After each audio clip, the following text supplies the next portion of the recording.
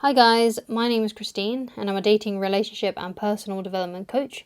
And today I'm talking about encouraging signs that no contact is working. Okay, so the biggest sign that no contact is working is if she or he initiates a conversation with you. If they reach out to you and they say, hey, how are you? What have you been up to? That's a really good sign that they want to get back with you, that they could want to get back with you. Another sign is, which is a bit more subtle, is they may re-add you or re-follow you on any social media platforms that perhaps they, removed you from. But don't take anything like that too seriously. Still wait for them to reach out to you, okay? Because if you're doing no contact with someone, them doing things on social media like liking your posts, re-following you, adding you on different things, watching your stories, retweeting your tweets, liking your tweets, that sort of thing. You don't take that too seriously, okay? Because they might just be curious about you. They might be just, being nosy, basically, right? And you don't want to mistake them being nosy for them wanting to get back with you, and then you reach out to them and basically have to start from square one and do no contact all over again, because that's not what they wanted, right? That's not what they were interested in. So it's important then that you just wait for them to initiate a conversation with you, okay? And it's important that they're the one that initiates it. They're the one that is reaching out to you first, okay? Not you replying, not you saying something to them and then replying. It has to be from them, okay? They have to reach out to you or call you up or something like that, okay? So my personal example of this, when an ex wanted to get back together with me, so we broke up, and within like a week, she unfriended me from Facebook, and then a few weeks later, after no contact, right? I wasn't trying to get her back because I actually didn't want her back. So I actually did the no contact rule without even noticing, basically, because I didn't want to get back with her. So I didn't care that she didn't add me, that she removed me from Facebook and things like that. I didn't care about that because I didn't want to get back with her ultimately. And I didn't contact her because I just didn't want to get back with her. So I actually accidentally did kind of like the right thing to reattract an ex back without even knowing, right? And anyway, so she re-added me on Facebook and then she messaged me, right? She re-added me first, and then I think within the first 24 hours, she messaged me. And she was asking about me. She was like, hey, how are you? What have you been up to? And I told her, oh, yeah, I'm doing fine, thank you. Something along those lines. And she asked about meeting up, right? And for a while, I entertained the thought. I was like, oh, okay, yeah, all right, let's arrange. And we did arrange a date. We did arrange to meet up again. But then I cancelled because I realised that I actually didn't want to get back with this girl, okay? So that's what you're going to see if an ex wants to get back with you, relatively, right? It's going to be something along those lines.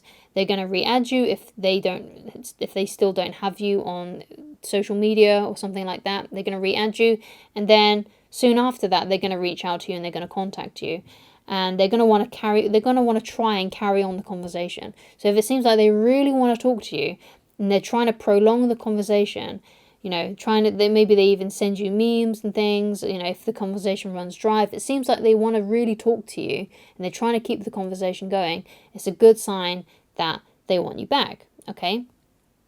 So, what's important to know though is that you got to understand the context of the message, right, or the phone call. So if they reach out to you but they're asking to when they can pick up their stuff, or if you've got kids together and they're asking about the kids, then that's probably what the message was about, right? So if they say, hey, how are you?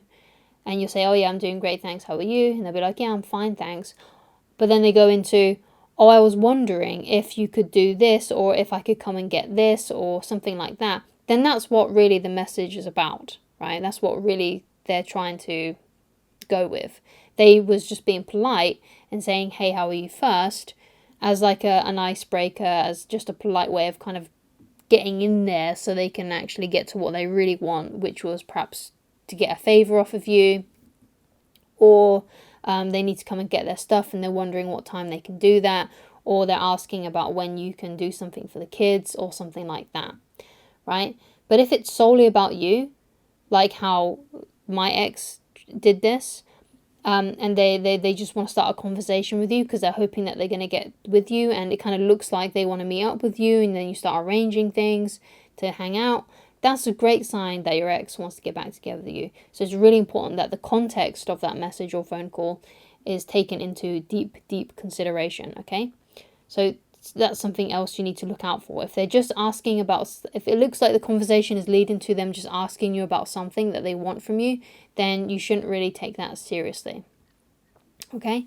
So the point then is, ultimately, is then, do you really want them back, right? Because this is what I discovered, right? This girl who was my ex, she came back, we was talking, and it got to a point where we made plans to meet up, and then I cancelled, right? I cancelled those plans because I realised I didn't actually want her back. So you need to take that into consideration. Like, do you actually really want them back? And the reason why I was entertaining the thought of going back with them was because I was kind of looking back on our time together with a bit of nostalgia. But then I realised that there was just way too many problems. Well, the main issue that I had with this girl was that I'm pretty sure, I'm like 99% sure she was a compulsive liar, right? She just lied about a lot of different things, and it made me super uncomfortable. So, for example, she told me a story once while we were together.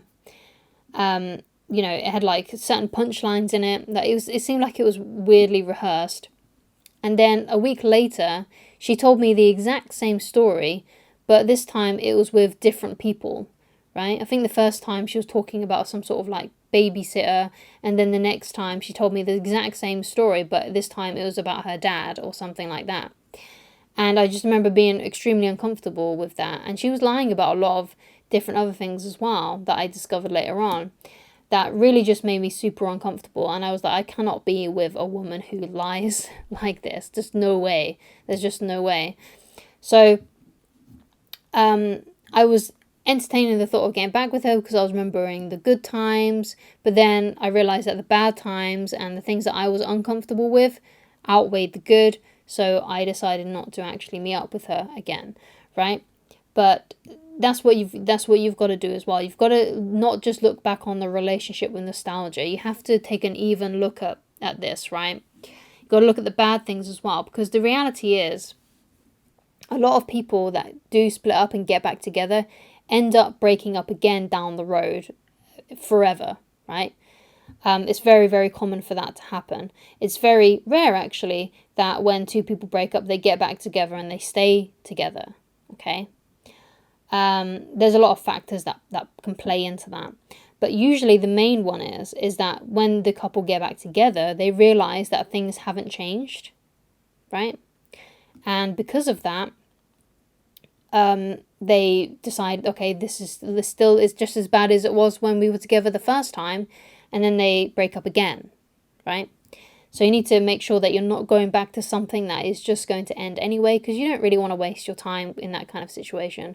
So you want to think back on the last few months of the relationship, the bad times basically. You want to focus on those just as much as the good times. In fact, maybe it's a good idea to even focus more on the bad things than the good things, okay? Because you don't want to go back to a bad situation basically, right? And, perhaps even, I've seen sometimes, when I talk to people, is that they say, oh yeah, I was actually kind of thinking of breaking up with them myself, the people that got dumped. That's what they would say. They were saying, oh yeah, I was thinking about, I kind of, wish that I, was in a better relationship, or I wish I had my old life back. I was thinking about different parts of my life, wishing it was different, and I wasn't actually truly happy. And because they weren't truly happy, they were no longer spending as much time with their partner. They weren't putting in as much effort as they used to. And because of that, that's one of the reasons why the ex broke up with them in the first place. Because they could tell that the other person was checking out, and that's why they dumped them. So sometimes that can happen as well. So you just want to be careful. You don't want to go back to something that was actually bad. Now, the best occasions that I've sseen where couples get back together and stay together is if usually it's happened because of a huge misunderstanding. Right? So that means, let's say one person thinks the other one's cheated when they haven't, and that isn't true, and that actually didn't happen. But when they get back together and they realize what the truth was and the cheating never happened, that's that's when they can, a couple that can actually stay together, because they realized it was just down to a misunderstanding. Sometimes also third parties can get involved, like perhaps someone's got, there's like a mutual friend that is trying to sabotage things or something like that, or a family member that's trying to sabotage things, trying to sabotage the relationship. So those are some signs that maybe it's okay to get back together. But if it was, the relationship was bad, there was a lot of arguing going on, just a lot of incompatibility issues, then usually those things don't change in time, and so those couples don't end up staying together even if they do get back together. So it's very important that you take those things into consideration. Okay, so thank you so much for watching. If you'd like to get in touch with me personally and you'd like coaching with me, then please go to www.christineloveridge.com, and I shall talk to you again very soon. Goodbye.